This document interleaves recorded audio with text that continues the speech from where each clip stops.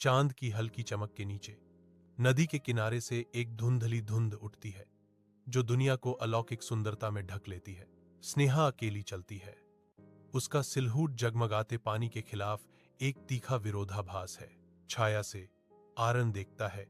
उसकी प्राचीन आंखें एक अजीब कोमलता के साथ उसकी ओर खिंची चली जाती हैं। उसके भीतर की अंधेरी उसे उत्तेजित करती है। फिर भी स्नेहा की उपस्थिति भय नहीं जगाती, बल्कि एक भूली हुई गर्मी जगाती है। वह रात का प्राणी है, लेकिन उसकी धड़कन उसे मानवता के खोए हुए आलिंगन की याद दिलाती है। नदी के किनारे एक शांत जागरण, जहां चांदनी छाया के साथ नृत्य करती है और प्राचीन प्यास अप्रत्याशित कोमलता से मिलती है।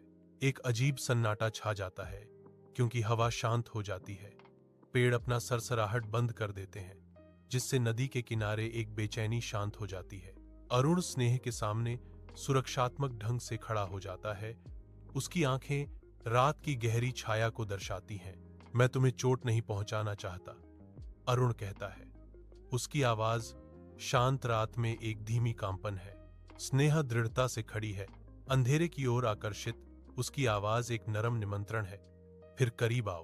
तारों से जगमगाते नदी के किनारे आरण कोमल से स्नेहा का हाथ थामता है और समय अपनी निरंतर चाल को रोकना प्रतीत होता है। गहरी कोमलता के भाव में आरण के होंठ धीरे से स्नेहा की कलाई को छूते हैं। आरण की आवाज प्यार से भरी, अगर तुमसे प्यार करने का मतलब है मेरी रोशनी खोना, तो तुम्हारे साथ एक रात भी मेरी अनंत काल से ज्यादा कीमती है। स्नेहा जवाब देती है। उसकी आवाज नरम लेकिन दृढ़ है। अंधेरा भी घर बन सकता है अगर तुम मेरे साथ हो। उनकी आंखें मिलती हैं। रात के विशाल उदासीन विस्तार के नीचे एक मूक वादा आदान प्रदान किया जाता है।